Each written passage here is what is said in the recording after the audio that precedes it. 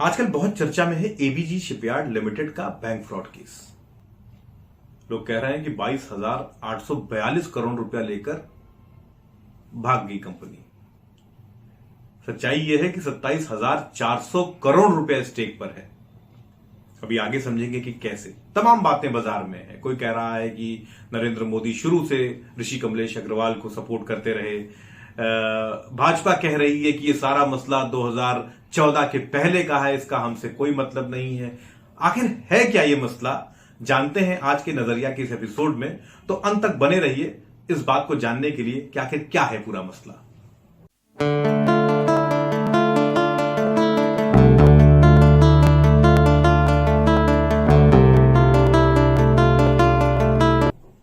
नमस्कार, मैं मनीष हिंदवी।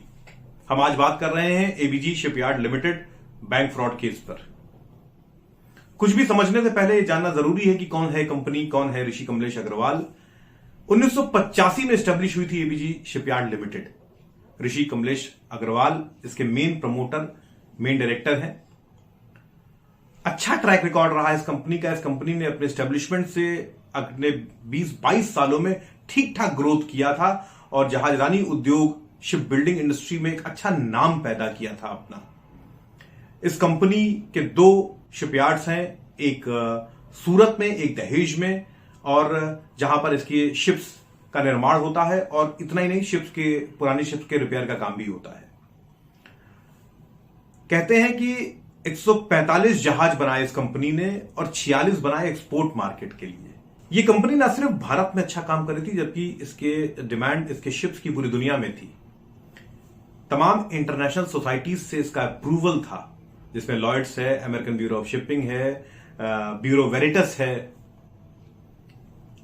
भारत में भारत सरकार की तरफ से इसको क्लियरेंस था वॉरशिप्स बनाने के लिए। इंडियन नेवी और कोस्ट गार्ड के अन्य वेसल्स को बनाने का भी इसको क्लियरेंस था।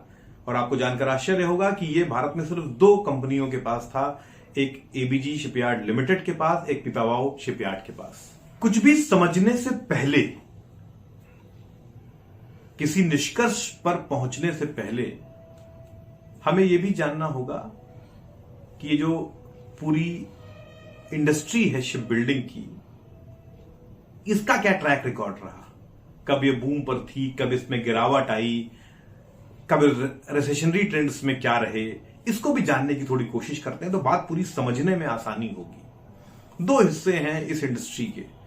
एक तो जहां वेसल्स यानी शिप्स बनते हैं, कंटेनर्स बनते हैं, और एक जो ये माल ढुलाई का काम करती है, जो ट्रांसपोर्टेशन कंपनीज हैं जो ये माल ढुलाई का काम करती हैं।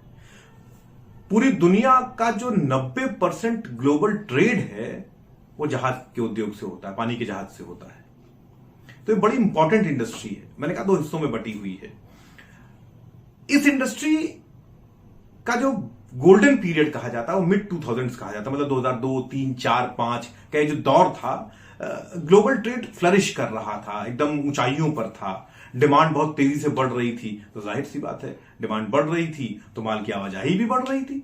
माल की आवाजाही बढ़ रही थी तो उसके साथ साथ कंटेनर्स की डिमांड भी बढ़ रही थी। इसको एक ग्राफ से समझने की कोशिश करते हैं। जो ग्राफ मैंने बगल में दिखा रखा है आप लोगों को, इसमें देखिए कि किस तरीके से डिमांड बढ़ रही थी। जैसा कि मैंने बताया कि बहुत तेज डिमांड हो रही थी। 2002 और 4 के बीच में जो कंटेनराइज्ड कैपेसिटी है उसको बढ़ाने का बड़ा दबाव था, क्योंकि पूरे दिमाग में माल ढुलाई बहुत तेज हो रही थी। तो कंटेनर चाहिए थे, वेसल्स चाहिए थे। तो जो इंडस्ट्रीज ट्रांसपोर्टेशन से जुड़ी हुई हैं, उन्होंने क्या किया, उन्होंने नए वेसल्स के लिए ऑर्डर करना शुरू कर दिया। बहुत ढेर सारा ऑर्डर प्लेस हुआ। तो मैंने कहा नहीं, इस इंडस्ट्री का गोल्डन पीरियड था वो। कोई भी वेसल बनकर आने में 2 से 3 साल का वक्त लगता है।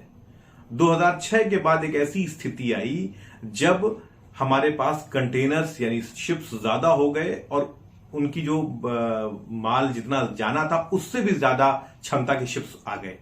इस उम्मीद के साथ आए कि आने वाले वक्त में और डिमांड बढ़ेगी, माल ढुलाई की और डिमांड बढ़ेगी, व्यापार फ्लरिश करेगा, कर रहा था तो व्यापार फ्लरिश करेगा तो और डिमांड बढ़ेगी। उस वक्त का एक डेटा आप लोगों के बीच में रखूं। एक HSH नॉर्ड बैंक है जो शिपिंग इंडस्ट्री को लेंड करता है, लार्जेस्ट लेंडर है ये। इसने उस समय लगभग 45 बिलियन यूएस डॉलर में लेंड कर रखा था शिप बिल्डिंग इंडस्ट्रीज को नए कंटेनर्स बनाने के लिए। आप इस आंकड़े से इस बात को समझ सकते हैं कि कितना जबरदस्त उछाल था शिप बिल्डिंग इंडस्ट्री में। तो चारों तरफ हरा ही हरा था, आगे की तरफ जो है भागते रहने का एक पूरा एक माहौल बना हुआ था।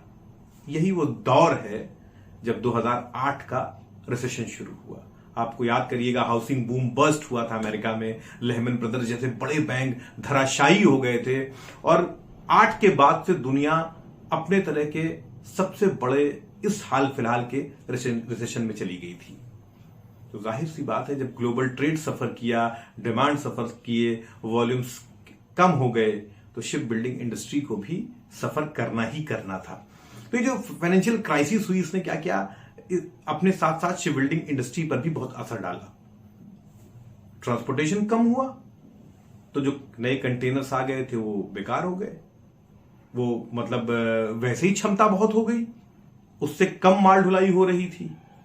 ये जो ट्रांसपोर्टेशन का ट्रेड था ये घाटे में जाने लगा। तो जाहिर सी बात है नए वेसल्स की डिमांड भी नहीं आई। एक आंकड़ा और आप लोगों के बीच में रखता हूं, ये वो दौर था जब इकोनॉमिक क्राइसिस का, जब आपसी जो ट्रेड वॉर था वो बहुत तेजी से बढ़ रहा था। जो बड़ी कंपनियां थी अपने वर्चस्व को बनाए रखने के लिए वो घाटे में कंटेनर्स की सप्लाई कर रही थी, मतलब कंटेनर्स का ट्रांसपोर्टेशन कर रही थी। एक एग्जांपल आपको दूंगा कि एशिया से यूरोप जाने के लिए एक कंटेनर के लिए चार्ज किया जाता था $500 चार्ज किया जाता था उस वक्त, $300 के घाटे पर। यानी कॉस्ट जो आ रही थी वो $800 प्रति कंटेनर आ रही थी और वो ट्रांसपोर्ट किया जा रहा था 500 में। और वही क्राइसिस के पहले ट्रांसपोर्ट हो रहा था $1500 पर कंटेनर। तो जाहिर सी बात है, जो छोटी कंपनियां थी वो गायब हो गई, सिर्फ थोड़ी बड़ी कंपनियां बची और वो भी अपने कैपेसिटी से कम में घाटे में काम कर रही थी। खैर, अभी तो फिलहाल बहुत तेजी से कैपेसिटी बढ़ गई है। इस वक्त 10 साल, अभी एक ग्राफ और मैं आपको दिखा रहा हूं जिसमें देखिए कि कैसे 8-9 के बाद से लगभग 10 साल तक इस इंडस्ट्री ने रिसेशन को सफर किया है। अभी कोरोना के सेकेंड वेव के बाद ये इंडस्ट्री फिर उठ रही है। उसके दो बड़े कारण हैं। एक तो कोरोना की सेकेंड वेव के बाद डिमांड फिर बढ़नी शुरू हुई है, और दूसरा पूरे सारे पोर्ट्स और सारी जगह काम नहीं हो रहा है। तो जितने पोर्ट्स काम कर रहे हैं वहां पर जबरदस्त दबाव है माल सप्लाई का।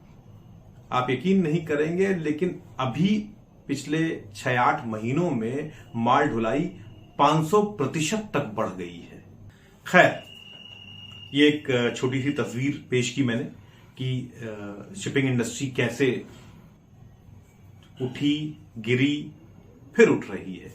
लेकिन इस बीच का जो पीरियड था 10 साल का, उसने बहुत सारे प्लेयर्स को लंबा नुकसान पहुंचाया, और जो असेस नहीं कर पाए इस रिसेशन को, उनको सबसे ज्यादा नुकसान हुआ। और एबीजी भी उनमें से एक थी।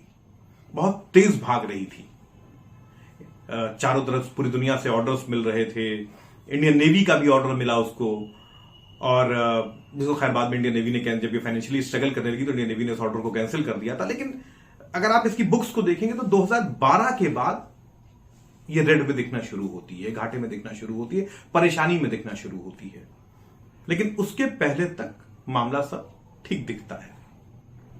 तो जाहिर सी बात है, वैसे तो 28 बैंकों का एक कंसोर्टियम है जो 2001 से इनको लेंड कर रहा था, लेकिन 2004-5 के बाद ये लेंडिंग बहुत तेज हो रही है, क्योंकि नए शिप्स के तमाम ऑर्डर मिल रहे हैं। एबीजी भी अपने ग्रोथ रन पर बहुत तेजी से भाग रही है, और भागते भागते रिसेशन के पीरियड में भी तमाम ऑर्डर्स, तमाम क्षमताएं बढ़ा ली जा रही हैं। मैंने जैसा कि बताया कि 2000 के बाद से इनको परेशानियां शुरू होती हैं। उसके कुछ और कारण भी रहे। एक तो ये जो पैसा ले रहे थे, ये उस फंड को डाइवर्ट कर रहे थे अपनी बाहर की सब्सिडरीज के लिए। कुछ खराब इन्वेस्टमेंट भी रहे इनके, शिपिंग इंडस्ट्री में स्लंप यानी रिसेशन भी रहा, कुछ कॉन्ट्रैक्ट्स इनके कैंसिल हुए, ऑर्डर्स कम हो रहे थे, और ऑपरेशनल कॉस्ट बहुत बढ़ चुकी थी। तो ये कुछ कारण रहे जिसकी वजह से एबीजी शिपयार्ड एक प्रॉफिट मेकिंग और उभरती हुई बड़ी कंपनी से नीचे की तरफ अपने गिरान की तरफ बढ़ चुकी थी। जैसा कि मैंने बताया कि 28 बैंकों का एक कंसोर्टियम था जो इनको लोन कर रहा था, उसको हेड कर रहा था आईसीआईसीआई, सबसे बड़ा लेंडर है।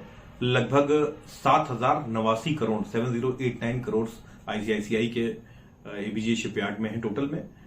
उसके बाद आईडीबीआई है 3634 crore, state bank of India 2925 crore, bank of Baroda 1614 crore, PNB 1244 crore और आईओबी 1228 करोड़। ये कुछ बड़े लेंडर्स हैं। तो ये कंसोर्टियम था जो आईसीआईसीआई के नेतृत्व में इनको लेंड कर रहा था। अब आगे बढ़ने के पहले अब हम पूरी टाइमलाइन समझ लेते हैं 2012 के बाद की, क्योंकि 12 के पहले की चर्चा हम कर चुके जब ये कंपनी परफॉर्म कर रही थी। ये बात इसलिए जरूरी है क्योंकि ये समझना हमें होगा कि कब ये कंपनी बढ़िया काम कर रही थी, एक उद्योगपति के तौर पर ऋषि कमलेश अग्रवाल काम कर रहे थे, और कब इस कंपनी ने इन सारे ऑपरेशंस को स्कैम में बदल दिया, फ्रॉड में बदल दिया, और कब कमलेश ऋषि अग्रवाल गलत करने लगे। तो 12 के पहले जैसे मैंने बताया कि ऋषि कमलेश अग्रवाल एक उभरते हुए उद्यमी, पूरे भारत के शिप बिल्डिंग इंडस्ट्री के one of the growing big companies of India, अचानक से 12 के बाद में कैसे फ्रॉड की तरफ ये बढ़ निकले। तो एक 12 के पहले का टाइमलाइन हम समझ चुके हैं, अब हम 12 के बाद के टाइमलाइन को समझने की कोशिश करते हैं। एक एक दिन पर बात करते हैं कि कैसे चीजें बदली। 30 नवंबर 2013 पहली बार अकाउंट एनपीए घोषित हुआ, नॉन परफॉर्मिंग एसेट घोषित हुआ। तो मैंने बताया कि 12 के पहले कैसे इनके बैड डिसीजंस और तमाम कारणों ने इस कंपनी को नुकसान पहुंचाया, और ये अपने इंटरेस्ट को भी और नहीं दे पा रहे थे, और अपना जो इनका रिपेमेंट शेड्यूल था वो भी गड़बड़ा गया था। मार्च 2014 में बैंकों ने मिलकर इस कंपनी के लोन को रीस्ट्रक्चर करने की कोशिश की, कॉर्पोरेट डेट रीस्ट्रक्चरिंग स्कीम के तहत। बहुत आसानी से सीडीआर को समझ लेते हैं हम। बैंक्स जिन्होंने लेंड किया है, जब वो कोशिश करते हैं इंटरेस्ट को कम करके, थोड़ा जो पैसा उनको वापस लेना है उसको कम करके, टेन्योर को बढ़ाकर इस बात की कोशिश करते हैं कि कंपनी वापस फिर पटरी पर आ जाए, ताकि उनका जो पैसा लग चुका है वो डूबे ना, वो फंसे ना, वो वापस लौट आए। मगर सीडीआर यानी स्कीम जो थी कॉर्पोरेट डेट स्ट्रक्चरिंग, वो फेल कर गई, और जुलाई 2016 में इस अकाउंट को वापस 2013 यानी बैकडेट इफेक्ट से एनपीए घोषित कर दिया गया। इस बीच एक बात और हुई, 10 सितंबर 2014 को बैंक्स का जो कंसोर्टियम था उसने एनवी डंड एंड एसोसिएट्स को डिप्यूट किया कि वो उनके स्टॉक को ऑडिट करें, और उन्होंने अपने स्टॉक ऑडिट में पाया कि ये कंपनी तमाम फॉल्ट्स, तमाम गलतियां कर रही थी। तो खैर इनकी रिपोर्ट आई 30 अप्रैल 2016 को, और जुलाई 2016 में दोबारा इस कंपनी को वही 2013 बैकडेट इफेक्ट के साथ एनपीए घोषित कर दिया गया। 1 अगस्त 2017 को इस कंपनी को रेफर कर दिया गया NCLT national company law tribunal Ahmedabad को। अप्रैल 2018 में बैंकों के कंसोर्टियम ने अर्नेस्ट यंग द्वारा इस कंपनी की फॉरेंसिक ऑडिट करे। फॉरेंसिक ऑडिट का मतलब है कि एक पीरियड में ये देखा जाता है कि इस कंपनी ने कोई गलत काम तो नहीं किया है, उसके लिए फॉरेंसिक ऑडिट कराई जाती है। तो 2012 से 17 के पीरियड की फॉरेंसिक ऑडिट कराई गई।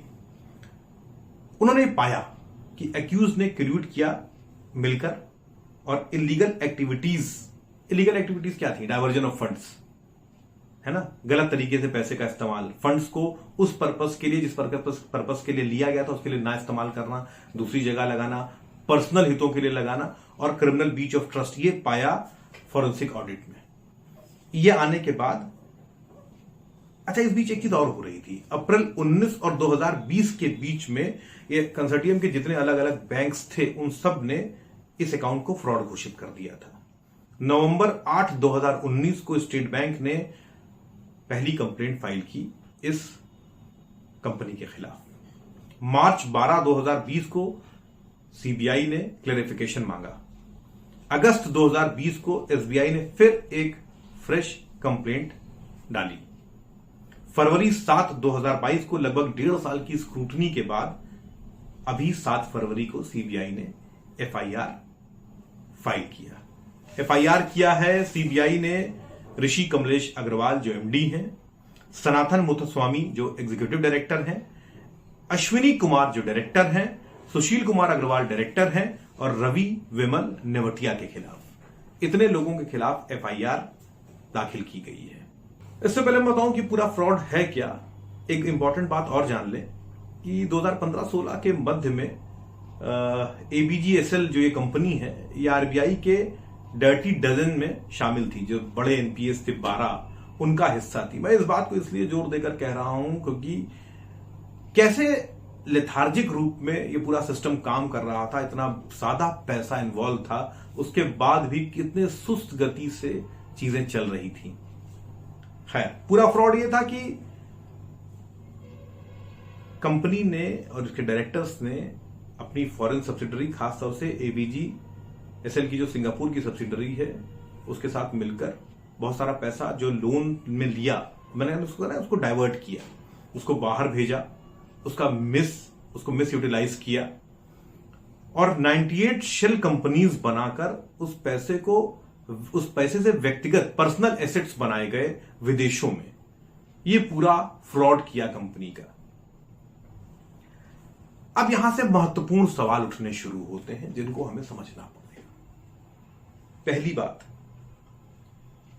कि जब देश का इतना पैसा स्टेक पर था और वो पैसा किसी का नहीं, वो पैसा हमारा है, आपका है, टैक्स पेयर्स का है, क्योंकि अंत में भुगतेंगे हम लोग, हम ही लोगों के टैक्स से वो पैसा गया। पता नहीं कब ऋषि कमलेश अग्रवाल पकड़े जाएंगे, पता नहीं कब लिक्विडेट होगी उनकी फर्में और कितना पैसा उस लिक्विडेशन से निकलेगा, ये हम आप सब जानते हैं। किसी और दिन इस पर भी बात करेंगे कि ये जो हेयर कटिंग के नाम पर हमारा अपना पैसा बर्बाद हो रहा है, कि कैसे 1 लाख करोड़ 20,000 करोड़ में बदल जाते हैं, कैसे 40,000 करोड़ कंपनी बैंक से लेती है और जब वो लिक्विडेट होती है तो 8,000 और 7,000 और 6,000 करोड़ में, यानी लगभग 15 और 20% पे संतोष करना पड़ता है। तो अंत में पैसा तो हमारा आपका ही बर्बाद होता है। तो अगर आप पूरी टाइमलाइन को देखेंगे तो 2000 पहले तक ये कंपनी ठीक काम कर रही थी और 12 के बाद इस कंपनी ने गड़बड़ करना शुरू किया। 13 में अकाउंट एनपीए घोषित होता है, 14 में पहली ऑडिट होती है, 15 में आरबीआई इसको डर्टी डजन में शामिल करता है। एफआईआर हो रही है 7 फरवरी 2022 को। क्या ऋषि कमलेश अग्रवाल को बचाने की कोशिश की जा रही थी? क्या ऋषि कमलेश अग्रवाल को इस बात का मौका दिया जा रहा था कि वो बैंक के पैसे से पर्सनल एसेट्स तैयार कर ले, ताकि कंपनी तो डूब जाए लेकिन ऋषि कमलेश अग्रवाल सुरक्षित रहे, उनका बाकी का जीवन ऐशो आराम से कट जाए? यह समस्या कहीं ना कहीं आएगी। अभी कोरोना आया है, तमाम बिजनेसेस बंद हुए हैं, कहीं कोई उसमें इब्बट नहीं है कि व्यापार चढ़ता है, उतरता है, रिसेशन साइकिल आती है, बूम भी आता है। लेकिन क्या किसी व्यक्ति को इस बात की छूट दी जा सकती है कि वो बैंकों के पैसे से अपनी पर्सनल एसेट्स तैयार करे? ये बड़े सवाल है। बड़ा सवाल इस बात का है कि 7-7 साल 8-8 साल लग जाते हैं इस पूरी व्यवस्था को मूव करने के लिए। ये जानने के बाद कि फ्रॉड हो रहा है 6-6 साल 7-7 साल लग जाते हैं एफआईआर करने में। किस बात का मौका आप दे रहे हैं उन्हें? अपने पेपर्स को डाइल्यूट कर देने के लिए, सबूत मिटा देने के लिए, भाग जाने के लिए? किस बात का मौका उन्हें दिया जा रहा है? यह गंभीर सवाल है। तमाम तरीके के इल्जाम लग रहे हैं। कोई कह रहा है कि नरेंद्र मोदी के बहुत खास हैं ये ऋषि कमलेश अग्रवाल। 2007 में गुजरात में इनको लगभग 1,20,000 स्क्वायर मीटर जमीन आधे दामों पर दे दी गई। भाजपा कहती है कि नहीं, ये सारा मसला 2014 के पहले का है। लेकिन 2014 के पहले तो ये कंपनी काम कर रही थी। सीबीआई से इस बात को, ये हमारी जो पॉलिटिकल ब्यूरो ऑफ इन्वेस्टिगेशन है, sorry central bureau of investigation है। पॉलिटिकल ब्यूरो इसलिए मैंने कहा क्योंकि पॉलिटिकली मोटिवेट होती रहती है ये भी। जो केंद्र में सरकार रहती है, कांग्रेस की है तो उसकी भाषा पढ़ती है, भाजपा है तो उसकी भाषा पढ़ रही है। बार बार अभी मसला इनके पास आया है और ये लगातार इन्होंने कहना शुरू कर दिया कि सारा मसला तो 2005 से 12 का है, 5 से 12 का है। एक बार भी ये बताने की कोशिश नहीं कर रहे हैं कि 5 से 12 में तो कंपनी फ्लरिश कर रही थी, अगर वो बैंक से पैसा ले रही थी तो उससे वेसल बना रही थी, तो जिस पर्पस के लिए पैसा ले रही थी वो काम तो वो कर ही रही थी। परेशानी तो 12 से 17 के पीरियड की है, परेशानी तो खास तौर से 14-15 के बाद की है। ये क्यों नहीं बताया जा रहा है? खैर, पॉलिटिकल ओवरटर्न्स छोड़ देते हैं, एक साफ बात करते हैं कि एक आदमी गलत साबित हो जाता है और उसके 9 साल बाद उस पर एफआईआर होती है। इस बात का जवाब ढूंढना होगा। सरकारों को अपनी ये जो व्यवस्था है इसे थोड़ी और चाक चौबंद और चुस्त दुरुस्त करना होगा। ये जो हमारा आपका पैसा है टैक्स का, इसको इस तरीके से बर्बाद करने का अधिकार किसे भी नहीं है, सरकार को भी नहीं है।